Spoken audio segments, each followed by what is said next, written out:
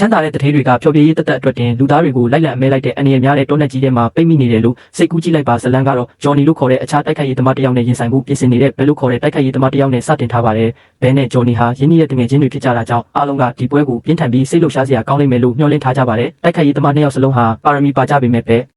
ဲကတော့ကြောက်ရွံ့မှုနဲ့ဖိအားတွေကိုသူ့ကိုယ်သူလွှမ်းမိုးခွင့်ပေးလိုက်မိပါတယ်။သူအခွင့်အရေးရလိုက်တဲ့အခိုက်အတန့်မှာပဲဂျော်နီကိုမရက်မနာတိုက်ခိုက်ခဲ့ပြီးပြင်းပြင်းထန်ထန်ဒဏ်ရာရသွားစေခဲ့ပါတယ်။ဘဲလဲပွဲနိုင်သွားခဲ့ပေမဲ့သူ့ရဲ့အောင်ပွဲဟာမကြခင်မှာပဲအိမ်မက်ဆိုးတစ်ခုဖြစ်လာခဲ့ပါတယ်။ပွဲပြီးချင်းမှာပဲဂျော်နီဟာရရှိခဲ့တဲ့ဒဏ်ရာတွေကြောင့်တေဆုံးသွားခဲ့ပြီဆိုတာသူသိလိုက်ရပါတယ်။ဒီသတင်းကဘဲကိုအကြီးကျယ်စိတ်ပြတ်အားငယ်သွားစေခဲ့ပါတယ်။သူ့ရဲ့တငယ်ချင်းအရင်ခောက်ကိုမတော်တဆတေဆုံးစေခဲ့တဲ့ဆိုတဲ့အချက်ကိုသူလုံးဝလက်မခံနိုင်ဖြစ်နေပါတယ်။အပြစ်ရှိစိတ်နဲ့ဆက်မနေနိုင်တော့တာကြောင့်ဘဲဟာသူ့နိုင်ငံကနေထွက်ခွာပြီးထိုင်းနိုင်ငံကိုပြောင်းရွှေ့ခဲ့ပါတယ်။ဒါပေမဲ့အဲ့ဒီမှာတော့ဂျော်နီရဲ့အမတ်တရားတွေကသူ့ကိုနေတိုင်းခြောက်လန့်နေစေပါသူ့ရဲ့နာကျင်မှုတွေကနေရုံထွက်ဖို့အတွက်ဘဲဟာအရက်ကိုပဲဖက်တွေ့ခဲ့ပြီးတဖြည်းဖြည်းဆွဲလန်းလာခဲ့ပါတယ်။သူ့ရဲ့အတိတ်တွေကိုမေ့ပစ်ဖို့အတွက်နေရောညပါမူးယစ်နေခဲ့ပါတယ်။အသက်ရှင်ရည်တည်ဖို့အတွက်သူဟာထိုင်းနိုင်ငံကအောက်လန်းမြေအောက်တိုက်ခိုက်ရေပွဲငယ်တွေမှာပါဝင်လာခဲ့ပါတယ်။ချမ်းသာတဲ့ပရိသတ်တွေကိုဖျော်ဖြေဖို့အတွက်ကျင်းကားပွင့်ဟိုတယ်ကြီးတွေထဲမှာကျင်းပတဲ့တရားမဝင်ပွဲတွေမှာတော့သူတိုက်ခိုက်ခဲ့ပါတယ်။နောက်တစ်နေ့မှာဘဲဟာအော်ဒရစ်နဲ့အတူရဟတ်ရင်စီးပြီးဝေးလံခေါင်ဖျားတဲ့တောနက်ပိုင်းဒေသတစ်ခုကိုခရီးနှင်ခဲ့ပါတယ်။အဲ့ဒီမှာသူဟာပြန်ပွဲနဲ့ဆက်နွယ်နေပုံရတဲ့အာဏာရှိတဲ့စစ်ဗိုလ်ချုပ်တယောက်နဲ့တွေ့ဆုံခဲ့ပါတယ်။အဲ့ဒီနောက်အော်ဒရစ်ကဘဲကိုအခြားပါဝင်သူအချို့နဲ့မိတ်ဆက်ပေးခဲ့ပါတယ်။သူတို့တွေကတယောက်ကတော့ချမ်းသာတဲ့စီးပွားရေးလုပ်ငန်းရှင်တယောက်ပါနောက်တစ်ယောက်ကတော့အကြမ်းဖက်သေးပွဲတွေကိုအတူတူကြည့်ရတာသဘောကျတဲ့သားအဖနှစ်ယောက်ဖြစ်ပါတယ်။ပါရမီပါတဲ့ game programmer မာရှယ်လည်းရှိနေတယ်လို့နောက်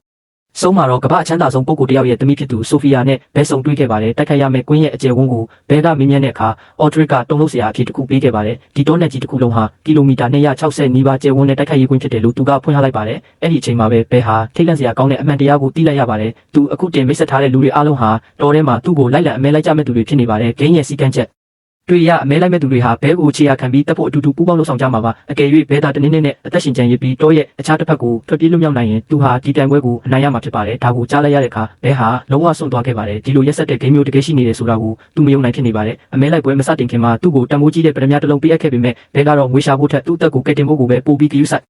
ခဲ့ပါတ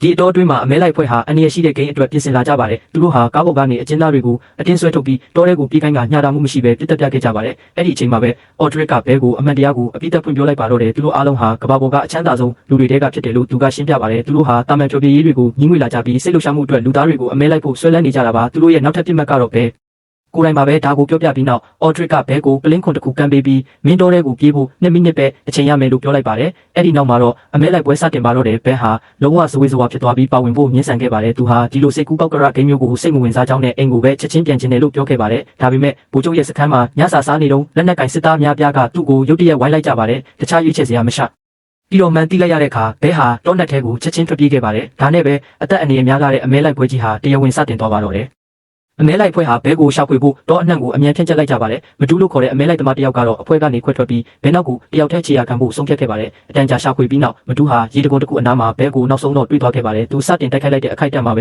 ဲဘဲကလွတ်မြောက်အောင်ကြိုးစားပြီးအောက်ကရေထဲကိုခုန်ချလိုက်ပါတယ်ခဏကြာမှာတော့ဘဲဟာရေထဲကနေရုတ်တရက်ပြန်ပေါ်လာပြီးပြင်းထန်တဲ့တံပြန်တိုက်စစ်ကိုဆင်နွှဲခဲ့ပါတယ်တိုက်ပွဲကချက်ချင်းပဲပြီးဆုံးသွားပြီးမတူးဟာနေရာတင်တည်ဆုံးသွားခဲ့ပါတယ်အခြားမဲလိုက်သမားတွေရောက်လာပြီးမတူးရဲ့အလောင်းကိုတွေ့တဲ့အခါသူတို့ဟာလုံးဝမကြောက်လန့်ကြပါဘူးစန့်ကျင်ဘက်အနေနဲ့ဘဲဟာအနည်းရှိပြီးဖြိုပြမှုပေးနိုင်တဲ့ပြတ်မှတ်တစ်ခုဖြစ်မှန်တက်တည်ပြလိုက်နိုင်တာကြောင့်သူတို့ပို့ပြီးတော့စစ်လှုပ်ရှားသွားကြပါတယ်ဒီအတော်အတွင်းမှာမာရှယ်ဟာအမဲလိုက်ပွဲတစ်ခုလုံးကိုကင်မရာနဲ့တိတ်တဆိတ်ဗီဒီယိုရိုက်ကူးနေပါတယ်အတန်ကြာတဲ့အခါအမဲလိုက်သမားတွေဟာဘဲရှိတဲ့နေရာကိုနောက်တစ်ကြိမ်ထပ်မံရှာဖွေဒီတွေ့ရှိသွားပြီးသူ့ကိုချက်ချင်းတနက်နဲ့ပြစ်ခတ်ကြပါတယ်ဒီလိုတိုက်ခိုက်ခံရပြီးမဲ့ဘဲဟာတနည်းနဲ့လွတ်မြောက်သွားခဲ့ပြီးတောနက်ထဲကိုထပ်မံပြောက်ကွယ်သွားခဲ့ပါတယ်တောထဲမှာပြေးလွှားနေရင်ဘဲဟာနောက်ဆုံးမှာစစ်အုပ်တအုပ်နဲ့တူးမိပါတော့တယ်အဲ့ဒီနေရာမှာသူဟာမိန်းကလေးငယ်တယောက်ဖြစ်တဲ့တိန်းနဲ့ဆုံတွေ့ခဲ့ပါတယ်အစပိုင်းမှာတိန်းကဘဲကိုအမဲလိုက်သမားတွေကတယောက်လို့ထင်ခဲ့တာပါဒါပေမဲ့သူ့ရဲ့အကြောင်းကိုကြားသိရပြီးနောက်မှာတော့သူကလည်းအမဲလိုက်ခံနေရသူဖြစ်မှန်သူမသဘောပေါက်သွားပါတယ်တိန်းကသူမဟာအခုအခါတောထဲမှာပုံအောင်နေထိုင်နေတဲ့ဒေသခံရွာသူတယောက်ဖြစ်ကြောင်းရှင်းပြခဲ့ပါတယ်တောထဲကလှုပ်ဝက်လမ်းကြောင်းတိုင်းကိုသိထားတာကြောင့်သူမကဘဲလွတ်မြောက်အောင်ကူညီဖို့ကမ်းလှမ်းခဲ့ပါတယ်သူတို့အတူတူခီးသွားနေစဉ်မှာတိန်းကပျောက်ဆုံးနေတဲ့သူမရဲ့မောင်ဖြစ်သူပန်အကြောင်းဘဲကိုပြောပြခဲ့ပါတယ်လွန်ခဲ့တဲ့အချိန်တော်ကြာကအမဲလိုက်သမားတွေဟာဒီလိုရက်ဆက်တဲ့ဂိမ်းမျိုးနဲ့ပဲသူ့ကိုပြစ်မှတ်ထားခဲ့ကြတာပါဒေသခံရွာသားများပြားဟာတစ်ချိန်ကတောထဲမှာအေးအေးချမ်းချမ်းနေထိုင်ခဲ့ကြကြောင်းလည်းသူမကရှင်းပြပါတယ်ဒါပေမဲ့နောက်ပိုင်းမှာဗိုလ်ချုပ်နဲ့သူ့လူတွေကအားလုံးကိုဒီဒေသကနေထွက်ခွာဖို့အတင်းအကျပ်နှင်ထုတ်ခဲ့ကြပါတယ်ညှင်းဆန်တဲ့သူတွေကတော့တတိတွေရဲ့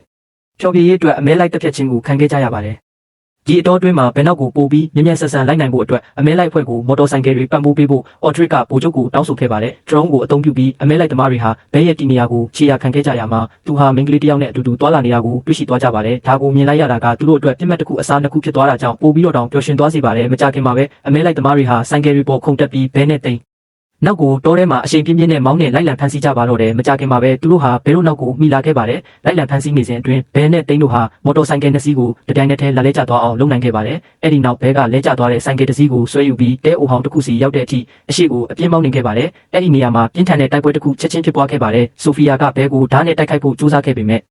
ဲ့ဘဲနဲ့တိန်းတို့ကသူမကိုလွယ်လွယ်ကူကူပဲနှိမ်နင်းနိုင်ခဲ့ပါတယ်ဒါတော့မှဘဲကသူမကိုမတက်ဖို့ရွေးချယ်ခဲ့ပါတယ်စန့်ကျင်ဘက်အနေနဲ့သူဟာဆိုင်ကယ်ပေါ်ချက်ချင်းပြန်တက်ပြီးဂျက်နဲ့တူပီတို့ရဲ့ဖမ်းဆီးခြင်းကိုခံလိုက်ရတဲ့တိန်းကိုကယ်တင်ဖို့အမြဲမောင်းထွက်သွားခဲ့ပါတယ်အမဲလိုက်သမားတစ်ယောက်ကတိန်းကိုစော်ကားဖို့လုပ်နေပေမဲ့အဖွဲ့ဝင်နောက်တစ်ယောက်ကတော့ဖြစ်ပျက်နေတာတွေကိုမခံစားနိုင်တာကြောင့်ထွက်ခွာသွားခဲ့ပါတယ်အခြားသူတွေနဲ့မတူပဲသူဟာဒီလိုအတိတ်ပဲမဲ့တဲ့ရက်ဆက်ကြမ်းကြုတ်မှုတွေကိုစိတ်မဝင်စားပါဘူးပဲထိုနေရာကိုနောက်ဆုံးမှရောက်ရှိသွားတဲ့အခါဂျက်ဟာတက်ဖြတ်ချင်းခံထားရပြီးပြီဆိုတာကိုသူတို့တွေ့လိုက်ရပါတယ်ဒီလိုတုံလို့စရာကောင်းတဲ့တွေ့ရှိမှုပြီးနောက်သူတို့နှစ်ယောက်ဟာတောနက်ထဲကိုအတူတူဆက်လက်ရွေ့ရခဲ့ကြပါတယ်ဒီအတော်အတွင်းမှာအမဲလိုက်သမားတွေကဂျက်ရဲ့အလောင်းကိုတွေ့ရှိတဲ့အခါအော်ဒရစ်ဟာသူ့အဖေကိုတယောက်တည်းပစ်ထားခဲ့တဲ့အတွက်တူပီကိုအကြီးအကျယ်ဒေါသထွက်ခဲ့ပါတယ်ဂျက်ဟာသူ့ရဲ့သားကိုကြောက်ရွံ့မှုကင်းပြီးတတ်မှစေချင်တာကြောင့်ဒီအမဲလိုက်ခီးစဉ်အတွက်ငွေကြေးအမြောက်များအသုံးချခဲ့တာဖြစ်ပါတယ်မကြခင်မှာပဲအော်ဒရစ်ဟာဘဲရဲ့တိကျတဲ့ဒီနေရာကိုနောက်ဆုံးတော့ရှာဖွေတွေ့ရှိသွားခဲ့ပါတယ်သူဟာအစောပိုင်းကဘဲကိုပေးခဲ့တဲ့ပထမထဲမှာ GPS ခြေရာခံကရိယာတစ်ခုကိုလှုပ်ဝက်ထည့်သွင်းထားခဲ့တာပါအမဲလိုက်သမားတွေပဲရှိတဲ့နေရာကိုချင်းကပ်လာချိန်မှာဘဲဟာအလွန်အန္တရာယ်များတဲ့သူဖြစ်လာတာကြောင့်တတိထားပြီးလက်လှုပ်ရှားဖို့အသက်ကြီးတဲ့အမဲလိုက်သမားကိုအော်ဒရစ်ကအမိန့်ပေးခဲ့ပါတယ်အမဲလိုက်သမားကသူ့ရဲ့ rifle တနက်ကိုကင်ပြီးထိုနေရာစီပြေးသွားခဲ့ပါတယ်ဒါပေမဲ့ဘဲကသူ့ကိုအရင်တတိပြုမိသွားပြီးသူ့ဘက်ကိုချက်ချင်းတနက်နဲ့လှမ်းပစ်ခဲ့ပါတယ်တစ်ချိန်တည်းမှာပဲတိုပီဟာအနီးနားကဘုံတလုံးကိုမတော်တဆတိုက်မိသွားပြီးပြင်းထန်တဲ့ပောက်ကွဲမှုအတွင်းတေဆုံးသွားခဲ့ပါတယ်ဘဲကတော့ပောက်ကွဲမှုကနေတီတီလေးလွတ်မြောက်သွားခဲ့ပြီးထိုနေရာကနေဘေးကင်းစွာထွက်ပြေးနိုင်ခဲ့ပါတယ်ညချမ်းချိန်ရောက်လာတဲ့အခါဘဲနဲ့တိန်းတို့ဟာတိန်းကသူမရဲ့မောင်ဘန်နဲ့အတူမကြာခဏလာလေးရှိတဲ့ကူတစ်ခုစီရောက်ရှိသွားကြပါတယ်။သူမကူတဲကိုဝင်လိုက်တဲ့အခိုက်အတန့်မှာပဲဘန်ကိုအထဲမှာအသက်ရှင်လျက်တွေ့လိုက်ရလို့ထိတ်လန့်အံ့ဩသွားခဲ့ပါတယ်။ဝမ်းသာအားရဖြစ်သွားတဲ့တိန်းဟာအရှိကိုချက်ချင်းပြေးသွားပြီးသူမရဲ့မောင်လေးကိုဖတ်ထားလိုက်ပါတော့တယ်။မောင်နေပြီဖြစ်တာကြောင့်ဘဲနဲ့တိန်းတို့ဟာညနေပိုင်းအတွက်ထိုကူထဲမှာပဲတဲခိုဖို့ဆုံးဖြတ်ခဲ့ကြပါတယ်။ဒီအတော်အတွင်းမှာအမဲလိုက်သမားတွေဟာသူတို့ဘယ်လောက်တောင်နီးကပ်နေလဲဆိုတာကိုမသိပဲနီးနားမှာပဲသူတို့ရဲ့စခန်းကိုချလိုက်ကြပါတယ်။နောက်တနေ့မနက်မှာဘဲနိုးလာတဲ့အခါတိန်းနဲ့ဘန်တို့ဟာပထမကိုယူပြီးပျောက်ကွယ်သွားတာကိုတွေ့လိုက်ရပါတယ်သူတို့ကိုရှာဖွေဖို့သူ့အပြင်ကိုချက်ချင်းအပြေးထွက်ခဲ့ပါတယ်အဝေးကနေကြည့်ရမှာသူတို့နှစ်ယောက်စလုံးဟာအမဲလိုက်သမားတွေရဲ့ဖန်ဆီးခြင်းကိုခံထားရပြီးပြီဆိုတာဘဲမြင်လိုက်ရပါတယ်ဘဲဟာမာရှယ်စီကိုတိတ်တဆိတ်ချင်းကပ်သွားပြီးသူ့ကိုအလစ်ငိုက်ဖမ်းဆီးလိုက်ပါတယ်အဲ့ဒီနောက်ဘဲဟာမာရှယ်ကိုအမဲလိုက်သမားတွေရဲ့အရှိကိုဆွဲခေါ်သွားပြီးတတိပေးခဲ့ပါတယ်သူကမာရှယ်ကိုအသက်ရှင်စေခြင်းရင်တိန်းနဲ့ဘန်တို့ကိုလွှတ်ပေးဖို့တောင်းဆိုခဲ့ပါတယ်အမဲလိုက်သမားတွေကပူးပေါင်းဆောင်ရွက်ဖို့ဝင်လေးနေပေမဲ့လည်းသူတို့နှစ်ယောက်စလုံးကိုလွှတ်ပေးဖို့ဖိအားပေးခြင်းခံခဲ့ရပါတယ်ဒါပေမဲ့သူတို့လွတ်မြောက်သွားတဲ့အခိုက်အတန့်မှာပဲအမဲလိုက်သမားတွေဟာဘဲနဲ့တိန်းတို့ဘက်ကိုသူတို့ရဲ့လက်နက်တွေပြန်လဲချင်းရွယ်ခဲ့ကြပါတယ်ဘဲကတိန်းကိုချက်ချင်းထွက်ပြေးဖို့ပြောခဲ့ပါတယ်ဒါပေမဲ့ဆိုဖီယာဟာတိန်းစီကိုတနက်နဲ့တိုက်ရိုက်ချင်းရွယ်ပြီးသူတို့အရှိမရုတ်တရက်ပေါ်လာခဲ့ပါတယ်ဆိုဖီယာဟာအလွန်ကျွမ်းကျင်ပြီးလ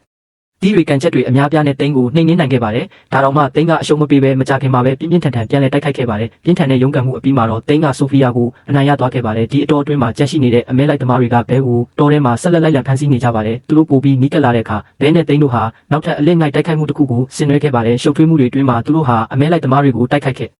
့ပြီးမြစ်ထဲကိုခုန်ချကာအမြန်လွတ်မြောက်သွားခဲ့ကြပါတယ်နောက်ပိုင်းမှာဘဲဟာဘန်နဲ့တိန်းတို့နဲ့နောက်တစ်ကြိမ်ပြန်လည်ဆုံတွေ့ခဲ့ပါတယ်။အဲ့ဒီအချိန်မှာတိန်းကဘန်စီကိုပထမပြန်ပေးခဲ့ပါတယ်။ဗိုလ်ချုပ်ကရွာသားအချို့ကိုဖမ်းဆီးထားတာကြောင့်အဲ့ဒီပထမကိုသူမယူခဲ့ရတာဖြစ်ကြောင်းရှင်းပြပါတယ်။သူတို့ကိုလွှတ်ပေးဖို့အတွက်တန်ဖိုးကြီးတဲ့ပထမနဲ့လဲလှယ်ဖို့သူမမျှော်လင့်ခဲ့တာပါ။ဘဲကသူမရဲ့အကြောင်းပြချက်ကိုနားလည်ပေးခဲ့ပြီးစိတ်မဆိုးခဲ့ပါဘူး။စန့်ကျင်ဘက်အနေနဲ့သူဟာအစောပိုင်းကမာရှယ်စီကနေခိုးယူထားခဲ့တဲ့ကင်မရာကိုတိတ်တဆိတ်ထုတ်ယူလိုက်ပါတယ်။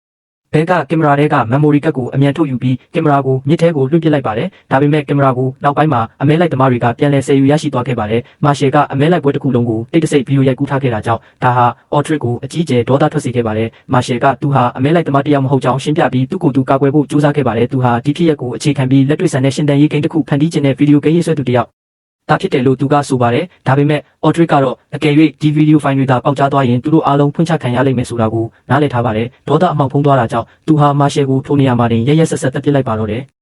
ဒီအစ်စ်မှာတော့အော်ဒရစ်ဟာဘဲကိုဖမ်းဆီးဖို့မလွယ်ကူဘူးဆိုတာသဘောပေါက်သွားပါတယ်ဒါကြောင့်မို့လို့သူဟာကူညီပံ့ပိုးပေးဖို့အတွက်ဗိုလ်ချုပ်ရဲ့စစ်တပ်ကိုတော်ထဲကိုခေါ်ယူလိုက်ပါတယ်ဒီအတော်အတွင်းမှာဘဲနဲ့ဘန်တို့ဟာရွာသားတွေကိုကယ်တင်ဖို့ပြင်ဆင်နေကြပါတယ်အနီးနားမှာပုံအောင်နေစဉ်ဘဲဟာအော်ဒရစ်ဂျကားနဲ့ရောက်လာတာကိုသတိပြုမိသွားပါတယ်အဲ့ဒီအချိန်မှာပဲဘဲဟာအော်ဒရစ်ကသူ့ကိုတစ်ချိန်လုံးဘလို့ချေရခံနေလဲဆိုတာကိုနောက်ဆုံးတော့နားလည်သွားခဲ့ပါတယ်ပထမထဲမှာလှုပ်ဝက် GPSခြေရခံကရိယာပါဝင်နေမှန်းသူတိလိုက်ရတာပါဘဲဟာချက်ချင်းပဲအစီအစဉ်တစ်ခုကိုချမှတ်လိုက်ပါတယ်သူဟာအော်ဒရစ်ကိုထောင်ချောက်ဆင်ဖို့အတွက်အဲ့ဒီပထမကိုပဲအသုံးပြုဖို့ဆုံးဖြတ်ခဲ့ပါတယ်အမဲလိုက်သမားတွေရဲ့အမှန်တရားကိုနောက်ဆုံးမှဖွင့်ချနိုင်ဖို့အတွက်သူဟာဘန်ကိုပထမရောမမ်မိုရီကပ်ပါပေးပြီးလွှတ်လိုက်ပါတယ်ဒီအတော်အတွင်းမှာဘဲဟာတစ်သားဖောင်တစ်ခုနဲ့တောထဲမှာတယောက်တည်းခီးနှင်ခဲ့ပါတယ်အခုခါမှာတော့စစ်တပ်တစ်ခုလုံးနဲ့အမဲလိုက်သမားတွေဟာသူ့ကိုလိုက်လံရှာဖွေနေကြပြီဖြစ်ပါတယ်အားချင်းမမျှတော့လဲဘဲဟာတတိရှိရှိဆက်လက်တိုက်ခိုက်ခဲ့ပြီးလန်ကီမှာရန်သူအများပြားကိုအနိုင်ယူနိုင်ခဲ့ပါတယ်